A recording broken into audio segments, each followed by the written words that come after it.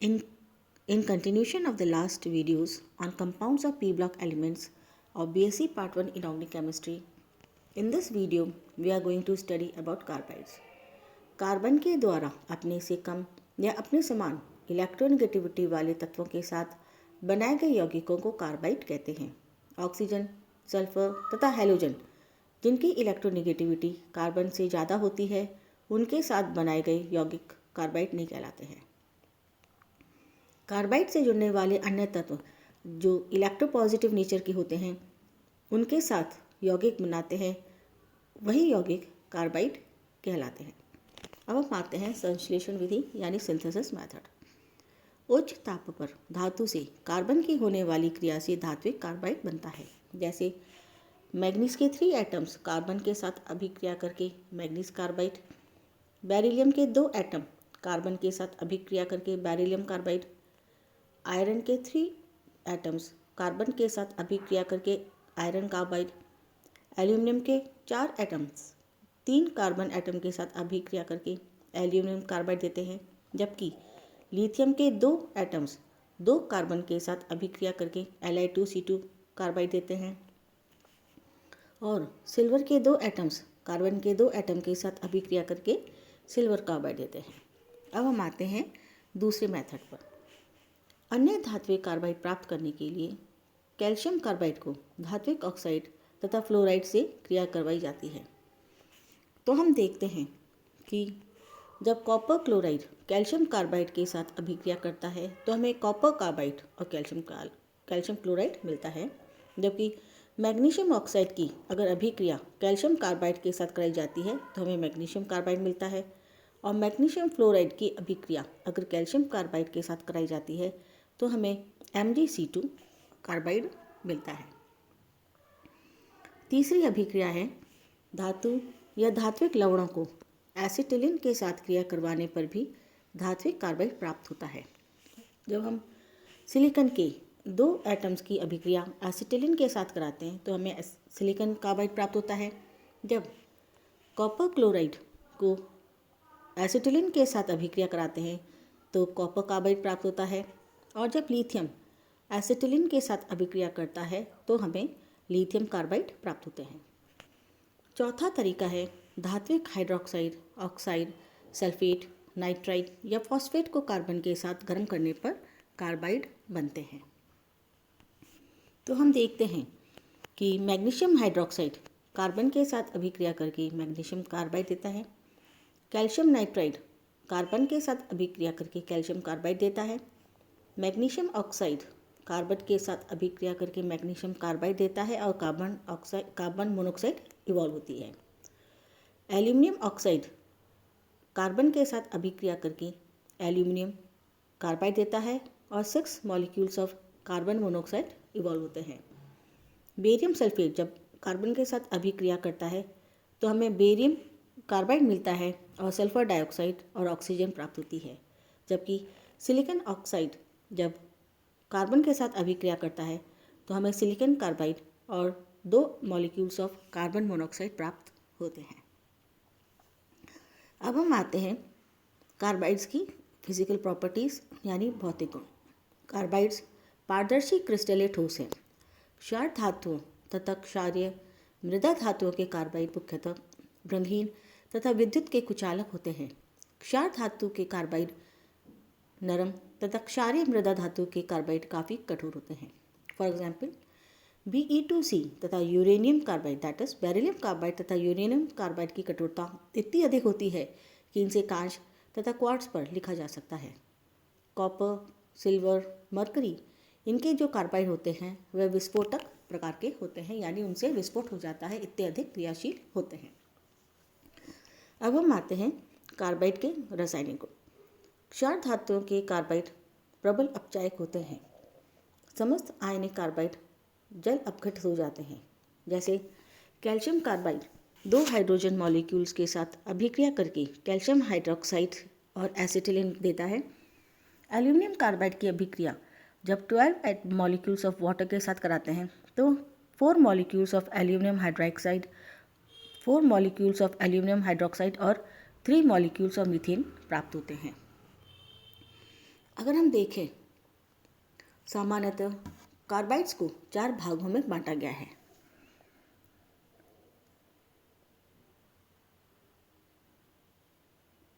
पहला है लवण या आयनिक कार्बाइड। अत्यधिक विद्युत धन्य धातुएं, यानी जो इलेक्ट्रोपॉजिटिव जिन मेटल्स की ज़्यादा होती है, जो हाईली इलेक्ट्रोपॉजिटिव मेटल्स होते हैं, उनके साथ अभिक्रिया करके कार्बन आयनिक कार्बाइड बनाता है, जिनमें प्रथम, द्वितीय तथा तृतीय वर्ग की धातुएं शामिल हैं। कुछ ट्रांजिशन मैट एलिमेंट्स तथा लैंथेनाइट धातुएं भी इस प्रकार के कार्बाइड बनाते हैं। धातु या धात्विक ऑक्साइड्स को कार्बन तथा कार्बन मोनोऑक्साइड की उपस्थिति में गर्म करने पर कार्बाइड प्राप्त किए जा सकते हैं। फॉर एग्जाम्पल, बेरिलियम को कार्बन के साथ अभिक्रिया करके बेरिलियम कार्बाइड मिलता है, जबकि कैल्शियम ऑक्साइड की अभिक्रिया अगर कार्बन के साथ कराई जाती है तो हमें कैल्शियम कार्बाइड की प्राप्ति होती है। और 4 एल्यूमिनियम 3 एटम्स ऑफ कार्बन के साथ अभिक्रिया करके एल्यूमिनियम कार्बाइड बनाता है, और 4 लिथियम के एटम्स एसिटिलीन के साथ अभिक्रिया करके लिथियम कार्बाइड बनाते हैं और साथ में लिथियम हाइड्राइड देते हैं। ये सभी कार्बाइड सामान्यतः रंगीन पारदर्शक होते हैं। ये विद्युत के कुचालक हैं। इनके जल अपघटन से प्राप्त यौगिक निम्नानुसार हैं। एसिटेलाइड, ये जल अपघटन के पश्चात एसिटिलीन देते हैं। Na2C2 का अगर अपघटन कराया जाता है तो NaOH के साथ हमें एसिटिलीन प्राप्त होती है। मिथेनाइट, ये जल अपघटन के बाद मीथेन देते हैं। जब Be2C यानी बेरियम कार्बाइड की अभिक्रिया पानी के साथ कराई जाती है तो जल अपघटित होकर हमें बेरिलियम हाइड्रोक्साइड मिलता है और साथ में मीथेन प्राप्त होती है। तीसरे प्रकार के हैं एलिलाइड। ये कार्बाइड्स जल अपघटन के पश्चात एलीन्स देते हैं। जैसे मैग्नीशियम कार्बाइड जब पानी के साथ अभिक्रिया करता है 4 मॉलिक्यूल्स ऑफ वाटर के साथ, तो हमें मैग्नीशियम हाइड्रोक्स के साथ साथ एलाइल्स मिलते हैं। दूसरे प्रकार के जो कार्बाइड्स होते हैं वो होते हैं अंतरकाशी या इंटरस्टिशियल कार्बाइड्स। ये कार्बाइड्स सामान्यतः ट्रांजिशन एलिमेंट से मिलकर बनते हैं। धातुओं के अष्टफलकीय कोशों को कार्बन परमाणुओं के द्वारा ग्रहण कर लिया जाता है। गणना करने पर पता चलता है कि धातुओं की क्रांतिक त्रिज्या 1.3 एंगस्ट्रॉम या इससे अधिक होनी चाहिए। इनका गलनांक उच्च होता है तथा इनमें कठोरता भी पाई जाती है। टाइटेनियम कार्बाइड का गलनांक 3900 डिग्री सेंटीग्रेड होता है। क्रोमियम, मैग्नीज, फेरस, कोबाल्ट, निकल की जो त्रिज्याएं होती हैं वे 1.3 एंगस्ट्रॉम से छोटी होती हैं, अतः इनकी अष्टफलकीय ज्योमेट्री में विकृति आ जाती है। ये जल एवं अम्लों द्वारा अपघटित हो जाते हैं। Titanium, zirconium, hafnium, vanadium, niobium, tantalum तथा मॉलिब्डेनम जैसी धातुएं भी कार्बाइड बनाती हैं, परंतु इनकी धात्विक रचना Mc प्रकार की होती है। वैनेडियम, मॉलिब्डेनम जैसी धातुएं M2C प्रकार के कार्बाइड भी बनाती हैं। इनसे बनने वाले कार्बाइड सामान्यतः आयनिक तथा अंतरकाशी हाइड्राइडों के मध्यवर्ती होते हैं। तो अगर हम एग्जाम्पल देखें तो टाइटेनियम ऑक्साइड कार्बन के साथ अभिक्रिया करके टाइटेनियम कार्बाइड बनाता है। मॉलिब्डेनम मीथेन के साथ अभिक्रिया करके मॉलिब्डेनम कार्बाइड बनाता है। मॉलिब्डेनम ऑक्साइड कार्बन के साथ अभिक्रिया करके भी मॉलिब्डेनम कार्बाइड बनाता है। और मॉलिब्डेनम ट्राइऑक्साइड की अभिक्रिया अगर हम जैसा देखा 4 कार्बन के साथ कराते हैं तो हमें मॉलिब्डेनम कार्बाइड प्राप्त होता है। इन कार्बाइडों के निर्माण में C बंध टूटता है तथा MC बंध बनता है। MC बंध CC बंध की तुलना में अत्यंत प्रबल है, इसलिए इन कार्बाइड्स में कठोरता पाई जाती है। इनकी वैद्युत चालकता अनंत तथा अनुचंबकीय यानी पैरामैग्नेटिक व्यवहार होता है। अगर हम देखें MC सूत्र वाले, तो जो ट्रांजिशन एलिमेंट्स हैं जो MC सूत्र जैसा कार्बाइड बनाते हैं वो है titanium carbide, zirconium carbide, hafnium carbide, niobium carbide, tantalum carbide, molybdenum carbide और टंगस्टन कार्बाइड। इनका सूत्र MC होता है।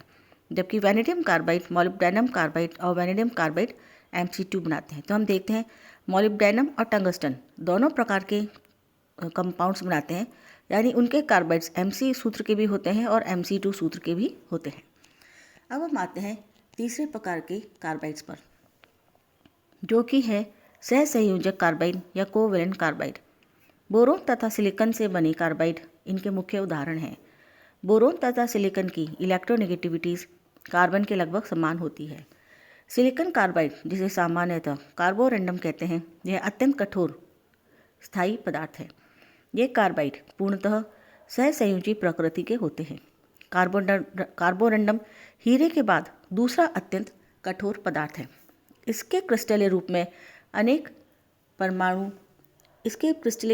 प्रत्येक परमाणु चतुष्फलकीय ज्यामिति वाली संरचना का निर्माण करते हैं।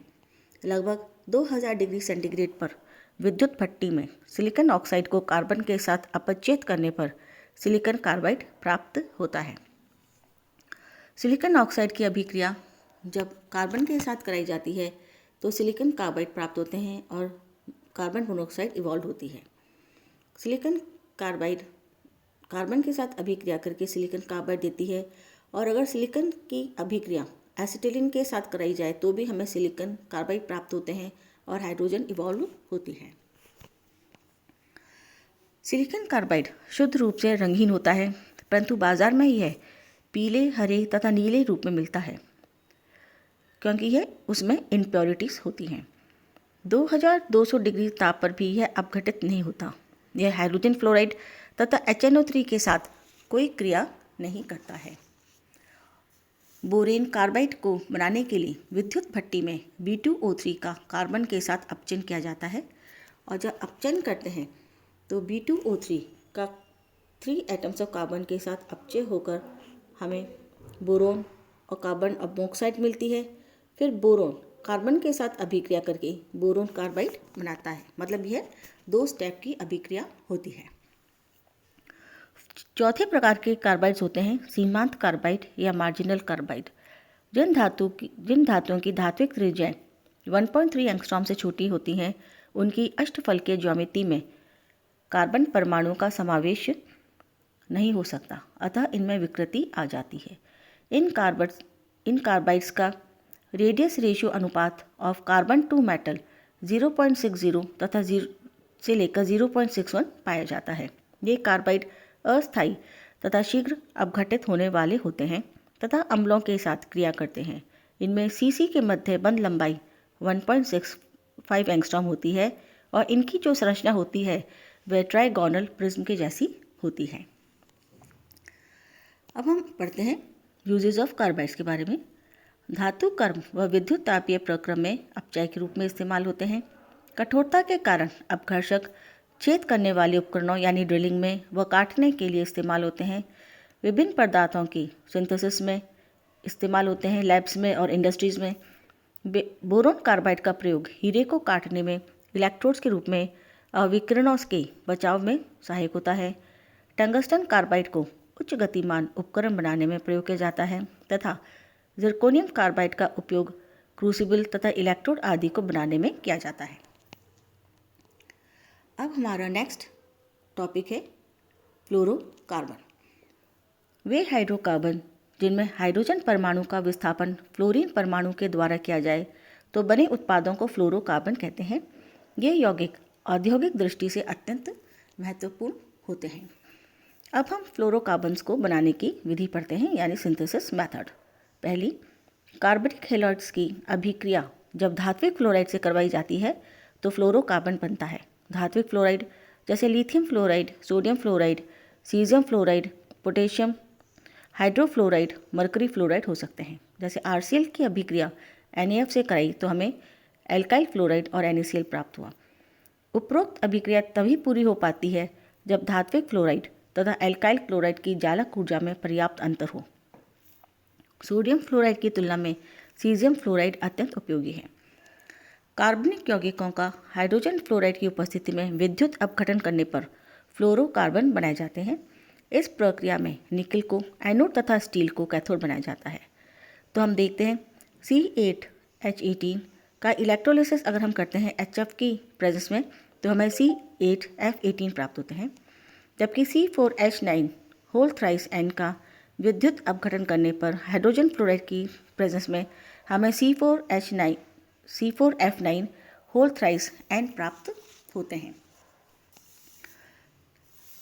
अब हम आते हैं तीसरा मेथड, जो कि है एंटीमनी पेंटाफ्लोराइड की उपस्थिति में 50 से 60 डिग्री ताप पर व उच्च वायुमंडलीय दाब पर HF की अभिक्रिया कार्बन टेट्राक्लोराइड से करवाने पर फ्लोरोकार्बन बनता है।